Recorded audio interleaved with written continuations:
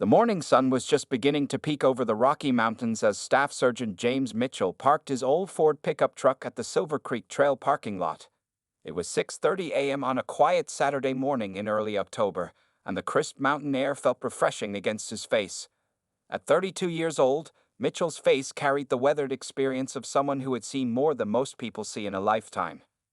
3 months had passed since his return from his third tour in Afghanistan. The transition back to civilian life hadn't been easy, but Mitchell had found peace in these weekly mountain hikes. Every Saturday, without fail, he would drive the 40 minutes from his small apartment in town to this particular trail. There was something about the solitude and the challenge of the mountain that helped quiet the memories that sometimes kept him awake at night. As he stepped out of his truck, Mitchell went through his usual routine. He checked his hiking backpack one more time: a bottle of water, some trail mix, a basic first aid kit, and a small flashlight. Years of military training had taught him to always be prepared, even for a simple morning hike. He wore his favorite faded blue jeans, a comfortable gray t-shirt, and well-worn hiking boots that had carried him through countless miles of these mountain paths. Mitchell's tall, lean frame moved with the natural grace of someone completely comfortable in their own skin. His short-cropped dark hair and clean-shaven face still reflected his military background, even in civilian clothes. The only obvious sign of his service was the Army Ranger's tattoo partially visible on his right forearm and a small scar above his left eyebrow, a reminder of a close call during his second tour. The parking lot was empty except for two other cars, exactly how Mitchell liked it. He took a deep breath, filling his lungs with the pine-scented air. A family of deer watched him cautiously from the tree line before disappearing into the forest. The sound of a woodpecker echoed somewhere in the distance, and the leaves rustled gently in the morning breeze. As he started up the trail, Mitchell fell into an easy rhythm. His boots crunched softly on the gravel path, and his breathing remained steady despite the increasing elevation. The first mile of the trail wound through a dense forest of pine and aspen trees, their leaves just starting to turn golden with the approaching fall. Mitchell noticed everything around him. It was a habit he couldn't shake from his military days. He spotted fresh bear tracks crossing the path, noted the changing wind direction, and marked the position of the sun. The trail grew steeper as it curved around the mountain's eastern face. Mitchell barely broke a sweat. His time in the Rangers had kept him in excellent shape, and even after leaving active duty, he maintained a strict fitness routine. Regular visitors to the trail would often see him running up these same slopes with a weighted pack, preparing for whatever challenges civilian life might throw his way. About 2 miles in, Mitchell stopped at his favorite resting spot, a large boulder overlooking the valley below. The morning fog was still lifting from the lower elevations, creating a mystical scene as sunlight filtered through the mist. He pulled out his water bottle and took a careful sip, remembering his sergeant's old words about rationing resources, even when they seemed plentiful. From his perch on the boulder, Mitchell could see the winding road he had driven up, now just a thin line cutting through the forest below. The town was visible in the distance, its buildings looking like tiny dots from this height. Up here, the problems of the world seemed smaller, more manageable. The constant tension he carried in his shoulders began to ease, as it always did in these mountains. As he sat there, Mitchell thought about his team back in Afghanistan. He missed them, especially Jones with his terrible jokes and Rodriguez who could somehow make coffee taste good even in the worst conditions. But he knew he had made the right choice in leaving active duty. These mountains had become his new mission, his new way of finding purpose. Checking his watch, another military habit he couldn't break, Mitchell saw it was time to continue his hike. He had planned to reach the summit before the day got too hot. Standing up, he adjusted his pack and looked up at the trail ahead. The path grew narrower and more challenging from this point, but that's exactly what he wanted. Little did he know that this peaceful morning was about to take an unexpected turn, one that would call upon every bit of his military training and experience. The morning peace was shattered by the distant roar of motorcycle engines. Mitchell paused on the trail, his military-trained ears picking up the sound even before it became clear to other hikers. He had covered about 3 miles of the mountain path, and the noise seemed to be coming from around the next bend. As the engines grew louder, Mitchell noticed two other sounds: aggressive male voices and what seemed to be a woman's frightened protest. His body tensed automatically, the way it had done countless times in combat zones when trouble approached. The peaceful hiker in him wanted to avoid conflict, but the soldier in him couldn't ignore signs of distress. Moving quietly off the main trail, Mitchell positioned himself behind a large pine tree. Years of combat training had taught him the value of assessing a situation before revealing himself. The voices were getting clearer now, and the motorcycles had stopped. "Listen here, old-timer," a rough voice echoed off the canyon walls. "Nobody uses this trail without paying the toll. That's how it works up here now." The voice carried the arrogant confidence of someone used to intimidating others. Mitchell edged closer, keeping to the tree line. From his position, he could now see the scene clearly. 5 men in leather vests surrounded an elderly couple on the trail. The bikers' vests bore patches identifying them as the Mountain Devils, a local gang Mitchell had read about in police bulletins posted at the ranger station. The elderly couple stood close together, the man trying to shield his wife with his body. He appeared to be in his 70s, wearing a red flannel shirt and hiking boots that showed years of trail use. His wife, clutching his arm, wore a blue windbreaker and kept looking around desperately for help. "We're just trying to enjoy our morning walk," the old man said, his voice steady despite his obvious fear. "We've been hiking this trail for 30 years. Please, just let us pass." The leader of the bikers, a muscular man with a skull tattoo on his neck, laughed mockingly. 30 years? Well, times change, Grandpa. Now you pay, or you turn around and go home." He stepped closer to the couple, using his size to intimidate them further. Mitchell watched as the other bikers spread out in a practice formation. 2 positioned themselves behind the couple, cutting off their retreat. Another 2 flanked their leader, creating a wall of leather and threatening grins.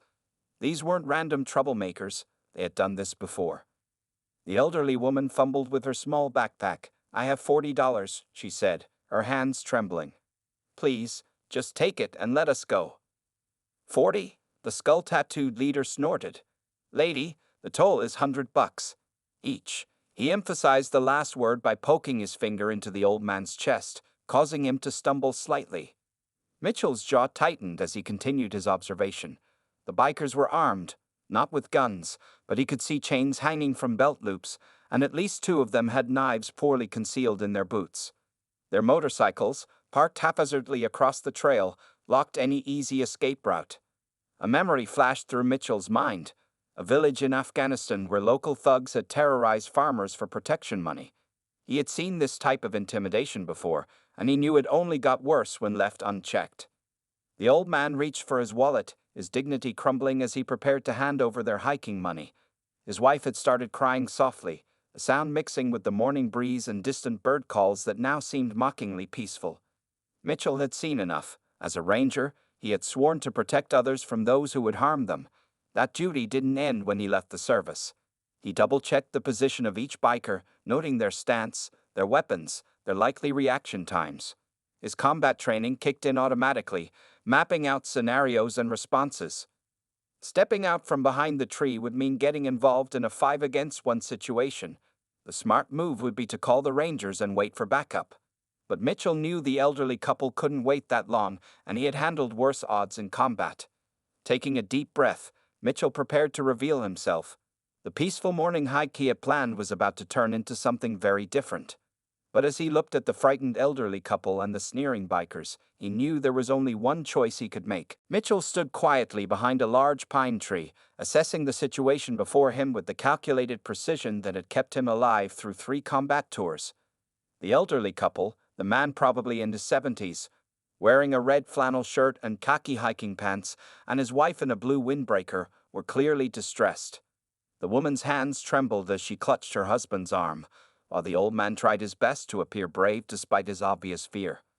The 5 bikers had positioned themselves in a loose semicircle around the couple, like wolves surrounding their prey. Their leather vests were decorated with patches that Mitchell recognized from local police bulletins. The Mountain Devils, a gang known for causing trouble in nearby towns. The sight of the elderly couple's fear stirred something deep inside him, reminding him of why he joined the military in the first place, to protect those who couldn't protect themselves. From his position, Mitchell counted the threats. 2 bikers on the left, one tall and skinny with a bandana, another shorter with a potbelly. 2 on the right, both muscular, one with a shaved head and the other sporting a long beard. Their leader, the one with the skull tattoo on his neck, stood in the center, poking his finger into the old man's chest while demanding money. "Listen, old-timer," the leader sneered, his voice echoing off the canyon walls. "Nobody uses this trail without paying the toll. That's just how it works up here." He pushed the old man again, causing him to stumble slightly. Mitchell had seen enough. He stepped out from behind the tree, his boots deliberately crunching on the gravel to announce his presence. All heads turned toward him. He walked forward with the measured pace of a predator, his military training evident in every step. His face remained calm, but his eyes, the eyes that had seen warfare in the harshest conditions, were intensely focused. "The only thing that works up here," Mitchell said quietly, his voice carrying the authority of someone used to being obeyed, "is letting these people continue their hike in peace." The leader's face twisted into a mocking smile. "Well, look what we got here, boys. Some wannabe hero." He turned fully toward Mitchell, trying to intimidate him with his size. "This ain't your business, friend. Walk away while you can." Mitchell took another step forward, positioning himself between the bikers and the elderly couple. He could smell the leather of their vests mixing with stale cigarette smoke. The old woman was whispering a prayer behind him, her voice barely audible over the mountain breeze. "Sir, ma'am," Mitchell said over his shoulder, keeping his eyes on the bikers. "There's a ranger station about half a mile back down the trail. Would you mind heading that way?" His voice was gentle when addressing the couple, but carried an unmistakable edge of command. The elderly man nodded gratefully, understanding the situation. "Come on, Martha," he said softly to his wife, beginning to guide her away. "They ain't going nowhere," the leader barked, moving to block their path. But Mitchell smoothly shifted his position, using his body as a shield between the bikers and the retreating couple. "They're leaving," Mitchell stated flatly. "And you're going to let them?" His words weren't a threat. They were a statement of fact, delivered with the certainty of someone who had faced far worse odds in far more dangerous places. The leader's face reddened with anger. Behind him, his gang members exchanged uncertain glances. They were used to intimidating hikers and tourists, not confronting someone who radiated such quiet confidence and control power. Mitchell remained perfectly still, his muscles relaxed but ready. He could hear the elderly couple's footsteps growing fainter as they made their way down the trail. The wind had picked up, rustling through the pine needles above, and a hawk circled overhead, its cry piercing the tension-filled air. The leader took a step closer, now just arm's length from Mitchell. "You got no idea who you're messing with," he growled, his right hand curling into a fist. Mitchell didn't blink. His voice remained steady as he replied, "Actually, I think it's the other way around." He shifted his weight slightly, almost imperceptibly, preparing for what he knew was coming. Years of combat training had taught him to read people, and these bikers' body language told him everything he needed to know. The situation had reached its tipping point. In the next few moments, Mitchell knew, things would either end peacefully or violently. Given his experience with bullies, whether in war zones or on mountain trails, he was prepared for either outcome. The tension in the mountain air grew thick as the 5 bikers spread out around Mitchell. The skull-tattooed leader, who called himself Snake, cracked his knuckles with an exaggerated gesture. The sound echoed off the rocky trail walls, mixing with the distant cry of circling ravens above. "Boys," Snake announced with a cruel smile, "looks like we need to teach this guy some manners." His gang members laughed, but Mitchell noticed their laughter carried a hint of nervousness. They weren't used to targets who stood their ground. Mitchell remained motionless, his feet planted shoulder-width apart in a stance that any combat veteran would recognize as ready position. His eyes moved systematically from one biker to another, mapping their positions just as he had done countless times during urban warfare training. The tall biker with the bandana moved first, circling to Mitchell's left. "Nice hiking boots," he sneered. "Bet they cost a pretty penny. Maybe we'll take those 2 after we're done here." His attempt at intimidation fell flat against Mitchell's unwavering calm. Snake stepped closer, his heavy boots crunching on the gravel. He stood a few inches taller than Mitchell and outweighed him by at least 50 pounds. The skull tattoo on his neck stretched as he turned his head to address his gang. "What do you say we show this nature boy what happens when someone disrupts our business?" Mitchell spoke for the first time since the confrontation began, his voice carrying the kind of quiet authority that made everyone pause. "You got about 10 seconds to rethink this," he said. "I suggest you use them wisely." Snake's face reddened with rage. Nobody talked to him that way, especially not on his mountain. Get him, he barked at his men. The gang members hesitated for a split second. Something in Mitchell's demeanor had given them pause, but their hesitation didn't last long. The biker with the potbelly made the first move, charging forward with a wild swing aimed at Mitchell's head. Mitchell didn't even blink. His military-trained eyes had already spotted all the signs: the telegraphed punch, the poor balance, the overconfidence. As the fist came toward him, time seemed to slow down, just like it had in combat situations.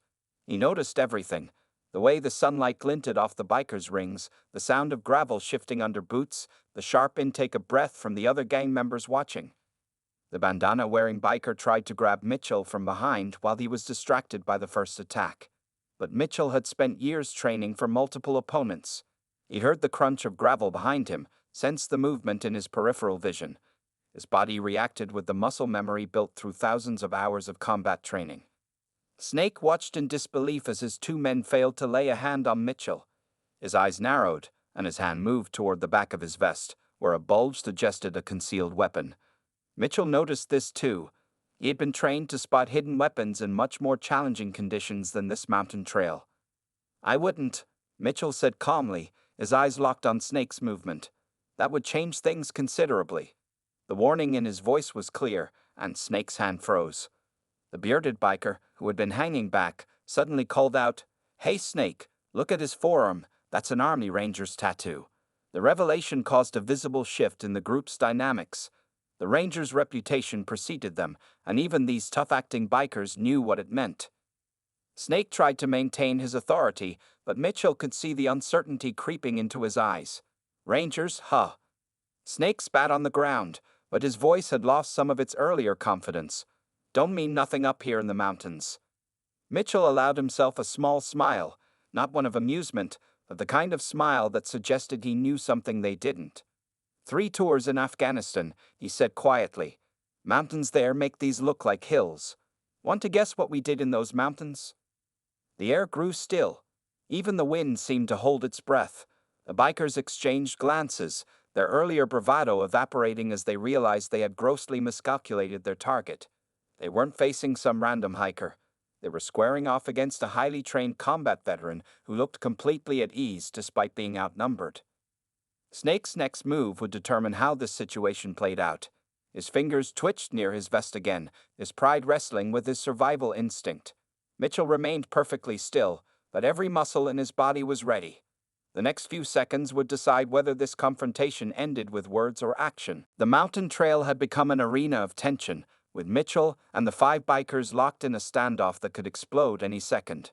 The afternoon sun cast long shadows through the pine trees, and a cool breeze carried the scent of approaching rain. Snake, the gang leader, was struggling with a decision that would change the course of this entire confrontation. Mitchell decided to give them one last chance. His voice remained calm and controlled as he spoke. "Back in Afghanistan, we had a saying: the smart fighter knows when to walk away." He kept his hands visible but ready, his stance relaxed but prepared for anything. "This is your chance to be smart." Snake's pride was visibly wounded. His reputation among the mountain devils was at stake. The skull tattoo on his neck seemed to grin mockingly as he tensed his jaw. "You think you're some kind of hero?" he snarled. "This ain't the army, and we ain't some desert fighters. This is our territory." Behind Snake, the biker with the bandana took a small step backward. The one with the potbelly was sweating despite the cool mountain air.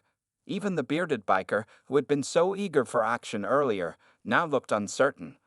Only the bald one remained firmly by Snake's side, his fists clenched. "Territory?" Mitchell almost smiled. "Let me tell you about territory." His eyes never left Snake as he spoke. "In the mountains of Afghanistan, I've tracked fighters who knew every cave, every rock, every trail since childhood. Men who lived their entire lives in those peaks. Want to know what happened to them when they made the wrong choices?" A distant roll of thunder emphasized his words. The dark clouds were moving closer, casting an ominous shadow over the scene. Snake's hand was still hovering near his vest, where the concealed weapon lay hidden. "Last warning," Mitchell said, his voice dropping lower. "Walk away, take your bikes, ride out of here, and find a new hobby. Because if you don't, I promise you'll regret it. Each word carried the weight of combat experience, of nights spent in firefights, of missions where survival depended on split-second decisions. The biker with the bandana spoke up, his voice shaky. "Snake, maybe we should." "Shut up." Snake snapped, his face reddening with rage. He turned back to Mitchell. "You think I'm afraid of some washed-up soldier? You're on your own out here. No backup, no radio, no weapons." Mitchell remained perfectly still. "You're wrong on all counts," he replied. "First, Rangers don't wash up. Second, I'm never really alone. The elderly couple you harassed is probably at the ranger station by now. And third," he paused, letting his eyes drift meaningfully to Snake's concealed weapon, "I don't need weapons to handle this situation." The wind picked up, rustling through the trees. A few drops of rain began to fall, pattering softly on the leaves above. The bandana-wearing biker took another step back, then another. The one with the potbelly was looking at the trail behind him, clearly considering his options. Snake noticed his gang's resolve crumbling. His authority was slipping away with each passing second. Mitchell could see the dangerous mix of fear and anger in the man's eyes. A combination he'd seen many times before, one that often led to rash decisions. "Nobody walks away from the mountain devils," Snake growled, his voice trembling with rage. "Nobody." Mitchell sighed quietly. He'd seen that look too many times not to know what was coming next. His muscles tensed imperceptibly as he watched Snake's right shoulder drop slightly, a telltale sign of an impending attack. "Last chance," Mitchell said, each word clear and distinct. "Make the right choice." The rain was falling steadily now, creating a fine mist in the mountain air. The bearded biker and the one with the potbelly had backed away almost to their motorcycles. Only the bald one remained close to Snake, though even he looked unsure. Snake's pride won out over reason. With a roar of rage, he lunged forward, his right hand finally pulling the concealed weapon, a heavy chain, from his vest. The metal links glinted in the dim light as they swung toward Mitchell's head. Time seemed to slow down. Mitchell's training kicked in, his body ready to respond to the attack he'd seen coming from the beginning. The next few seconds would prove to Snake and his gang why challenging a ranger had been the worst decision they'd made in a very long time. As Snake's chain whistled through the rain-filled air, Mitchell's combat training took over. Time seemed to slow down as his body moved with the fluid precision that had been drilled into him through years of military service. The chain missed his head by inches as he stepped sideways, the movement so natural it looked almost effortless. Before Snake could recover from his wild swing, Mitchell grabbed the chain mid-arc. In one smooth motion, he yanked it forward while stepping aside, using Snake's own momentum against him. The gang leader stumbled forward, his eyes widening with surprise as his feet left the ground. A second later, Snake crashed face first into the muddy trail, the impact knocking the wind from his lungs.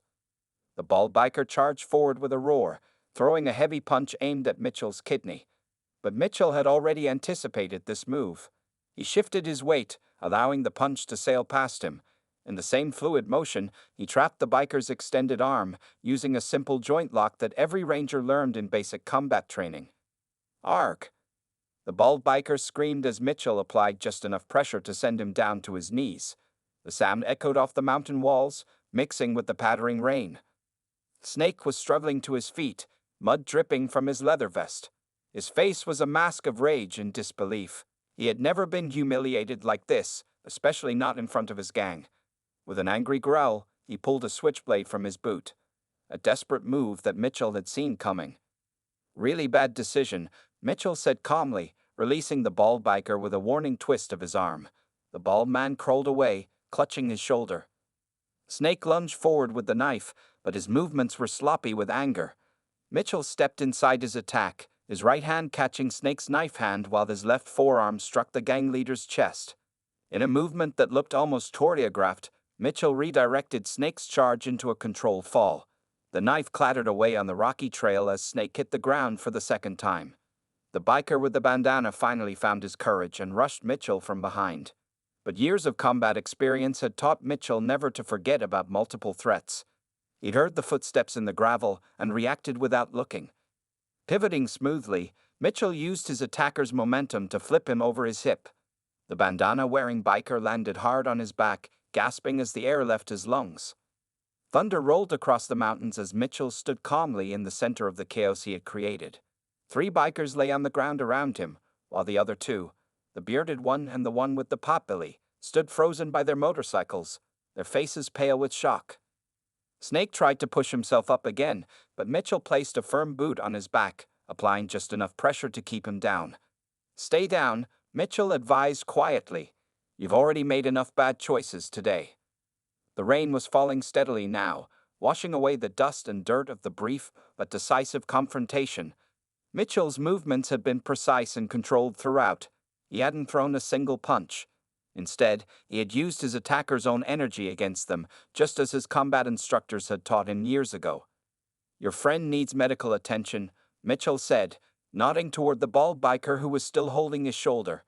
"Nothing's broken, but he'll need ice on that joint." His voice was professional, almost clinical. This hadn't been personal for him, just another problem that needed solving. The bearded biker finally found his voice. We'll get him to a doctor," he stammered, helping his injured friend to his feet.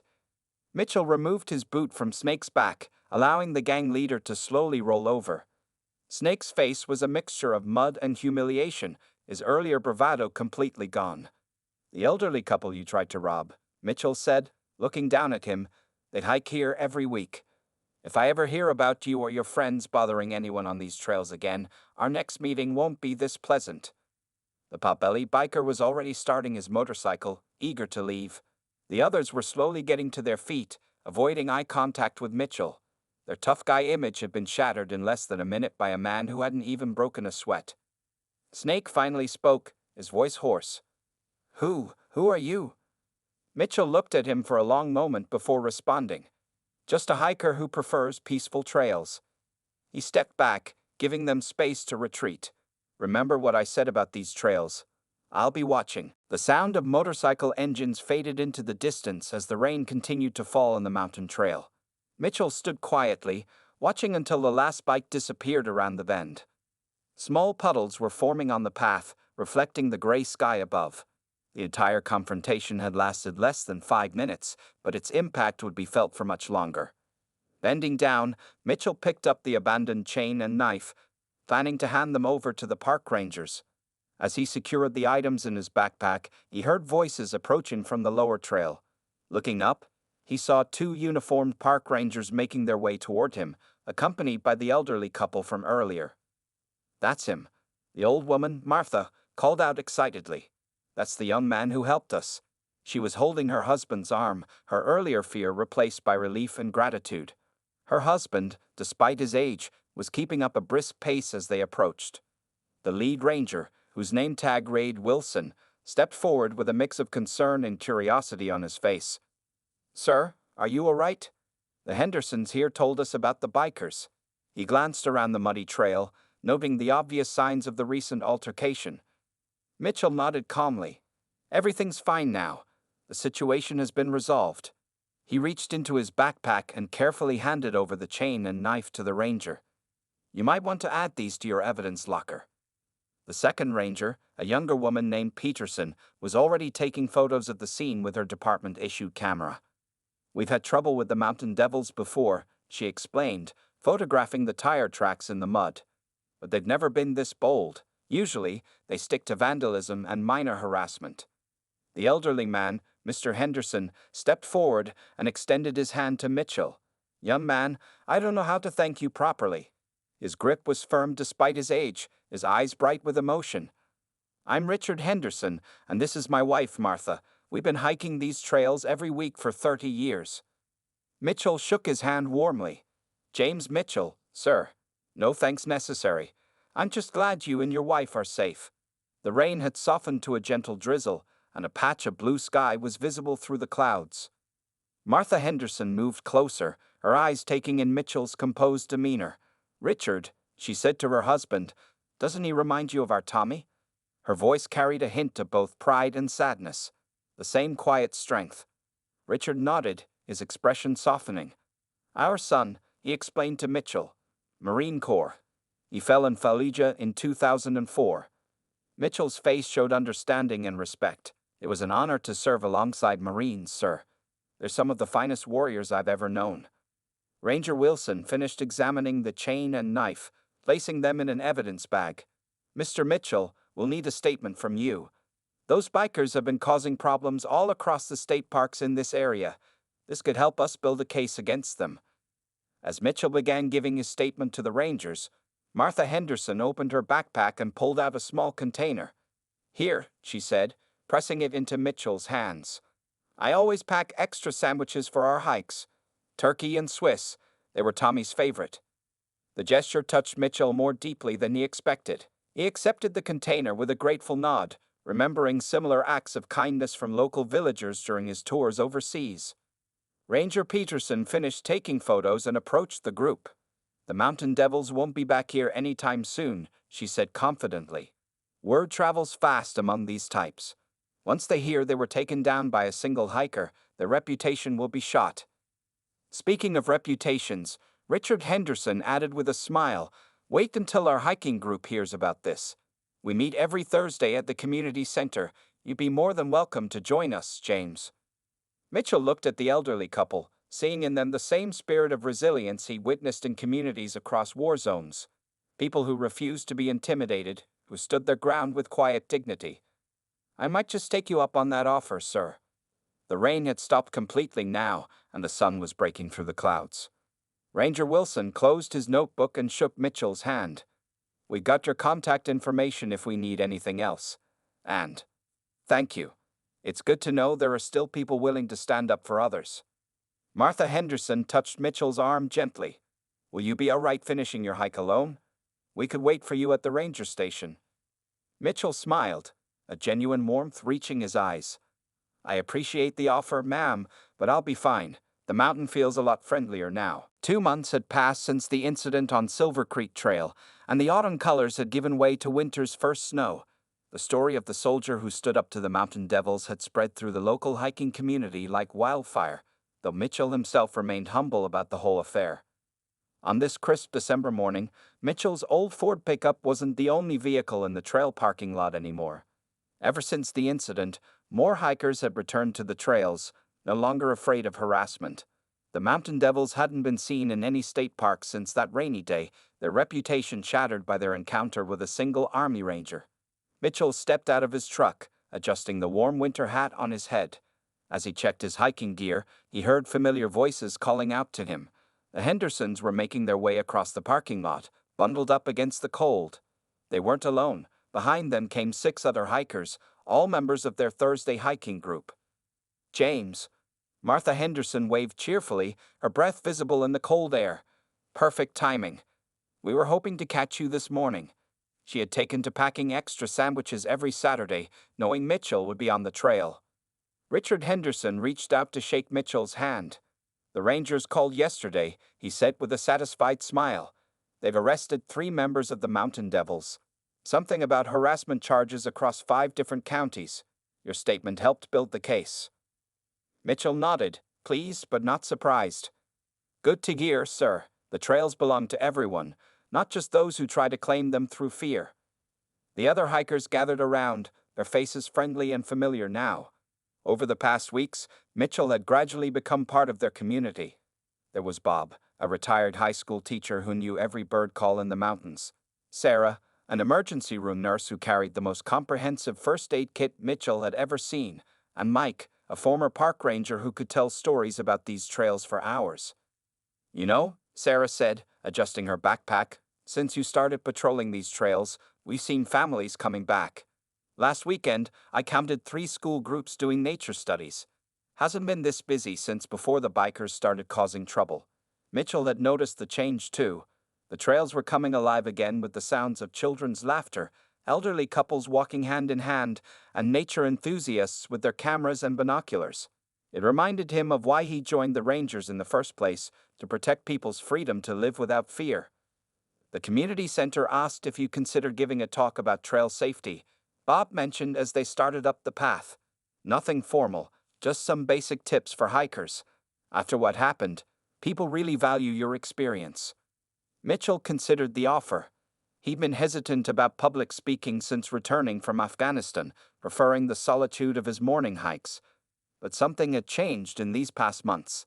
The mountains had helped heal him, and now he had a chance to give something back.